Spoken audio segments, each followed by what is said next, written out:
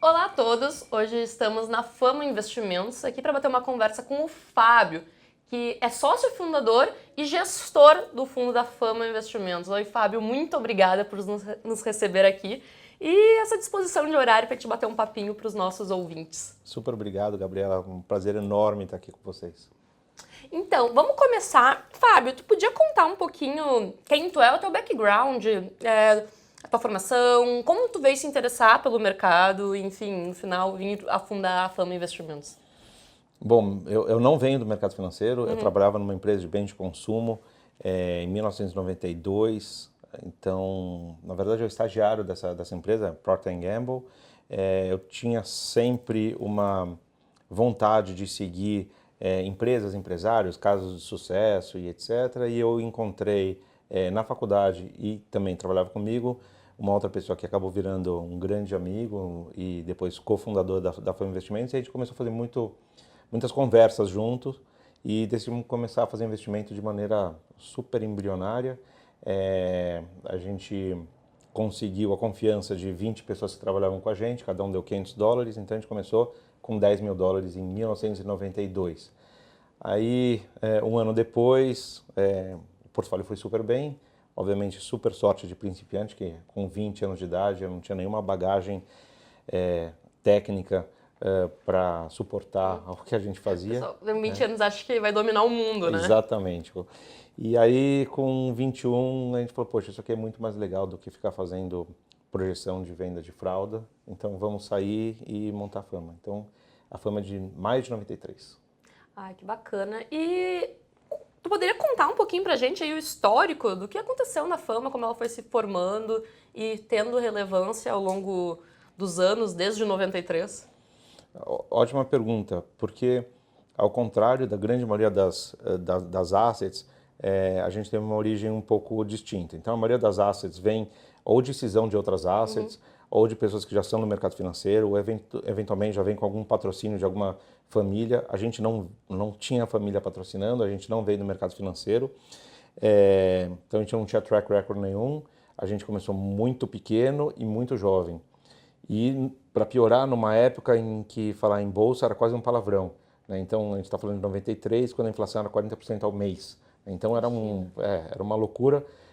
Aliás, quando eu te falei dólar, porque eu nem lembro qual moeda que era, a gente não tinha real ainda. Então, era realmente outro mundo. E a gente começou, então, com $10 mil sobre gestão e a gente teve o nosso primeiro choque de realidade, porque 2% ao ano de taxa de administração sobre $10 mil, a gente tinha um faturamento anual de $200 e faturamento mensal de 20. Então, 20, ou seja, a gente não tinha salário, não tinha dinheiro para comprar pesquisa, não tinha Suno para assinar, não tinha absolutamente nada para a gente fazer, a não ser ir para a rua e tentar conversar com gente. Então, o nosso dia a dia era ir para mercado, supermercado, conversar com o consumidor, ia para associações, ia para tudo que é lugar, falar com quando a gente falava com empresas, era com pessoas de nível de supervisor, no máximo um gerente. Quando eu falava com um gerente, já era, enfim, bastante feliz. E a gente foi formando o nosso DNA a partir de muita pesquisa de campo. Só para não deixar a resposta muito longa, mas eu preciso colocar mais um ponto. Para a gente, o que a gente chama hoje de ESG, ou sustentabilidade, sempre foi uma presente, uma tônica muito grande na nossa filosofia de investimento. Então, desde o primeiro dia, eu e o Maurício conversando um pouco, poxa, o que a gente agora, né, temos uma empresa, um business, o que a gente vai fazer? Então, a gente discutiu naquele momento muita cláusulas de governança entre nós, mas a gente não sabia o que a gente ia fazer, mas, em termos de no que investir, mas a gente sabia no que a gente não ia investir. Então, a gente sempre interpretou o investimento em ações como se tornar sócio de verdade de uma empresa, e ao ser sócio da empresa, eu não quero ser sócio de bandido, eu não quero ser sócio de empresa que não tem ética, eu não quero ser sócio de empresa que depende de, enfim, de sonegação fiscal para... Então, hoje parece meio óbvio, mas a gente sempre teve uma pegada assim bem focada em governança e depois, mais tarde, questões sociais e de meio ambiente também. E hoje, até hoje, permeia bastante a nossa filosofia. Ah, muito bacana. E eu acredito que toda essa filosofia de investimentos de vocês ao longo desse tempo que foi sendo desenvolvida, ela se reflete muito nos resultados de vocês também, né? Tu poderia contar um pouquinho aqui para os nossos ouvintes sobre o fundo de investimento que a Fama possui?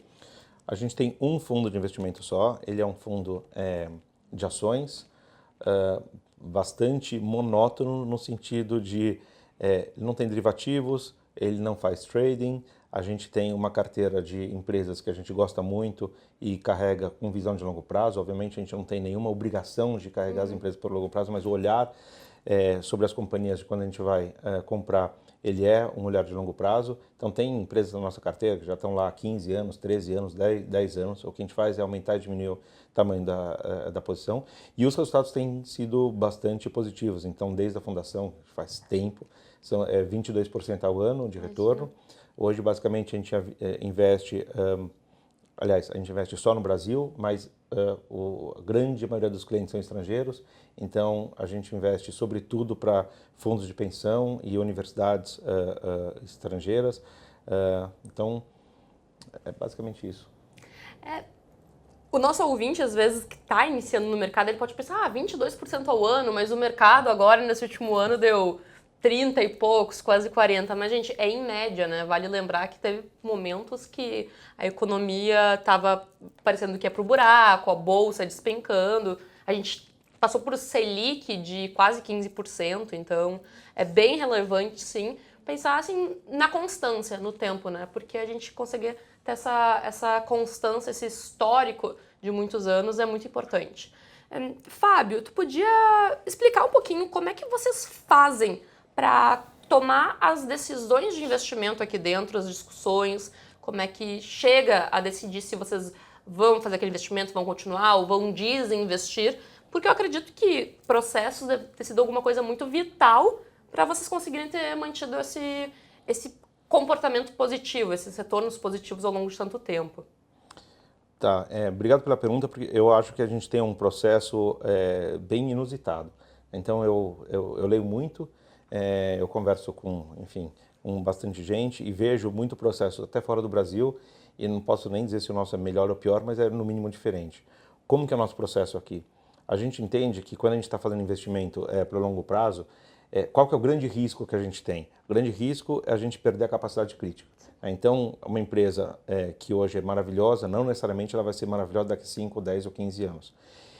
E se eu estou investido nela, a minha capacidade de criticá-la ou de eventualmente encontrar algum eventual problema ou novas tecnologias que possam ameaçar a continuidade da companhia ou a capacidade dela de gerar resultado, fica completamente comprometida. Então, a gente percebeu isso desde o dia 1, né? Então, desses 27 anos de Fama, a gente já errou muito, então, obviamente, a gente vai refinando nosso processo de investimento, mas algo que a gente mantém desde o começo é o que a gente chama do poder do contraditório, né? Então, eu sou o construidor de teses de investimentos, então tenho uma equipe super sênior de pessoas brilhantes que me ajudam a construir teses de investimento, e o Maurício, ele está completamente, o Maurício é o cofundador, ele está apartado do processo, ele não trabalha na mesma equipe, e ele é o destruidor de teses de investimento. Então esse choque para a gente é muito bacana, porque à medida que a gente vai encontrando empresas interessantes e bacanas, e a gente vai se empolgando com a tese, ele é sempre o cara que vai lá e fala assim, peraí, vocês não estão sendo conservadores nessas premissas, vocês não falaram com todo mundo que tinham que ter falado, vocês negligenciaram uma tecnologia que eu vi ali, enfim, em algum lugar do mundo, e aí o processo ele passa a ser muito mais robusto. Sim. E com isso a gente evita e já evitou, assim, grandes problemas. Sim, porque faz parte do ser humano a gente, às vezes, errar, se enganar, ou até, às vezes, até no momento, como vamos supor que o mercado agora está em alta, a gente acabar tomando um pouquinho mais de risco ou ficando um pouco mais... Não vai acontecer algum problema, então acho que não perder um pouco dessa observação. Como que vocês cuidam assim dessa parte de risco dos investimentos? Boa pergunta, porque acho que ela começa antes do início do processo. Quando a gente está olhando, a gente não pode comprar qualquer ação, qualquer empresa.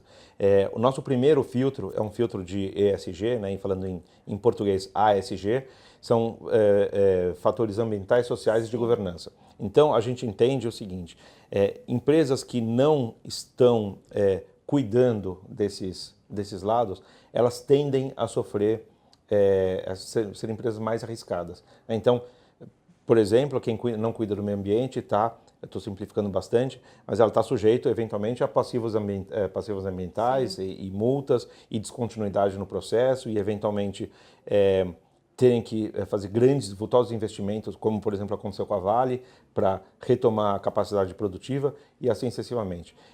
Do lado social, a gente está falando basicamente de direitos humanos, né? E as empresas que não têm, que não respeitam a cadeia, fornecedor, por exemplo, o cliente, ou mesmo os colaboradores, e não tem por exemplo, um ambiente legal para trabalhar, ela vai ter turnover de funcionários e também é um risco de descontinuidade. Então, governança é a mesma coisa, os processos que não têm governança, as empresas que não têm governança, tendem a ter um histórico de alocação de capital complicado. Então, o seguinte, quem está focado para o curto prazo geralmente descuida desses critérios, né? Então, poxa, está focado em maximizar o lucro do ano seguinte ou do semestre seguinte, então qualquer economia vale a pena, qualquer investimento vale a pena e não se liga no longo prazo. As empresas que estão focadas no longo prazo, elas tendem a ser redutoras de risco. Né? Então, elas não vão entrar em qualquer negócio antes de discutir uma robusta governança interna, elas não vão entrar em negócios que sejam prejudiciais na cadeia, enfim, ou esmagar fornecedor, ou não tratar bem o cliente, ou cuidar sempre da reputação da companhia, de seus produtos, dos funcionários, do meio ambiente, e assim sucessivamente. Então, nesse primeiro filtro, a empresa por si só, ela já é uma empresa menos arriscada. Aí, além disso, a gente tem vários outros filtros do que a gente pode ou não pode comprar. E no final, o portfólio ele também é pensado no sentido de blindar um pouco. Por exemplo, a gente evita empresas excessivamente alavancadas, a gente evita empresas que estão em momentos de turnaround, a gente evita empresas que sejam demasiadamente cíclicas e assim sucessivamente. Então, a gente tenta montar o portfólio no sentido de ter uma qualidade muito alta, com pessoas que estejam tocando empresas de altíssima qualidade, focando no longo prazo. E assim, acho que o controle de risco, ele pode até ter alguma volatilidade do ponto de vista do preço da ação, que isso é natural, mas não dos resultados operacionais das empresas. Isso, eles são, para a gente, né, na nossa concepção, o melhor termômetro de risco que a gente pode ter. Perfeito. Fábio, para a gente não se estender também, não ocupar tanto teu tempo, e finalizando, eu gostaria de saber qual a tua opinião assim, sobre as perspectivas para o mercado e como a própria Fama se encaixa nisso tudo. Como eu falei, a gente é investidor de bastante longo prazo. Saber se o mercado vai subir ou cair, acho que não é a nossa principal expertise. Sim. O que acho que eu posso te responder com bastante segurança em termos de desenvolvimento do mercado de capitais. Quando a Fama começou, em 93, existiam 450 empresas listadas. Hoje a gente tem nem 350, ou beirando 350. Ou seja, passaram-se quase 30 anos, a gente tem menos empresas listadas hoje, o que é totalmente um contrassenso. Por que o mercado de capitais não se desenvolveu, na nossa opinião? Basicamente por dois fatores. O primeiro é por uma questão de juro muito alto, historicamente alto, então o custo de capital era alto. Então, os empresários em geral eram bastante relutantes a abrir capital, porque eles não seriam avaliados da maneira que eles deveriam ser avaliados, e também não existia um público que tivesse tão... enfim, o público era bastante... A cultura, né, do brasileiro em geral não era uma cultura de renda variável, então também não tinha essa pujança ao mercado. E tinha um segundo fator, que era o fator de informalidade. O Brasil sempre teve um histórico muito grande de empresas com informalidade, o que de cerca de 5 anos ou talvez 7 anos para cá, isso reduziu bastante. Então, os dois principais fatores que impediam o desenvolvimento do mercado de capitais, que é a informalidade e taxa de juros, e por consequência a cultura, eles foram derrubados. Independente do que vai acontecer com Brasil ou o mundo, a gente acredita que por um bom tempo as taxas de juros vão ficar baixas, assim, muito mais baixas, estruturalmente mais baixas do que elas eram no passado. Isso vai possibilitar o desenvolvimento muito grande do mercado de capitais. Então, acho que a gente vai começar a ver uma inflexão do número de empresas crescendo. E isso traz desenvolvimento. Então, o meu universo de investimento, assim como o de todos, né, vai crescer bastante. A gente vai começar a ver setores novos na Bolsa com diferentes participantes de cada setor. E histórias novas acabam motivando as próprias companhias, né? Poxa, tem tal empresa fazendo... Porque as empresas que são fechadas, elas não fazem muita publicidade, né? Então, se tem uma empresa, uma história bacana acontecendo, outras empresas falam, poxa, aquela empresa está fazendo uma coisa legal, vamos fazer aquilo também, etc. Então, acaba desenvolvendo como um todo, e acho que isso é muito bom para o mercado. Então, a minha perspectiva para o mercado de capitais, do ponto de vista de desenvolvimento, é bastante otimista. Ah, muito bacana. A gente também compartilha muito desse pensamento e vale lembrar aqui que isso aqui não é algo que a gente está afirmando, porque é impossível prever o futuro, né? Então pode acontecer qualquer coisa com a economia, com o mundo e não ocorrer, mas a gente tem uma visão também que as taxas de juros baixaram muito, estão para ficar pelo menos por um tempo, né? Nunca dá para afirmar, porque o Brasil muda, então podem acontecer várias coisas, mas a gente está bem otimista também nesse desenvolvimento do mercado. Fábio, muito obrigada por nos receber aqui, ter gastado um pouquinho do teu tempinho aqui para trazer um pouco de informação para os nossos ouvintes. Muito obrigado pelo convite, estarei à disposição sempre que quiserem. Obrigadão. Tchau, tchau.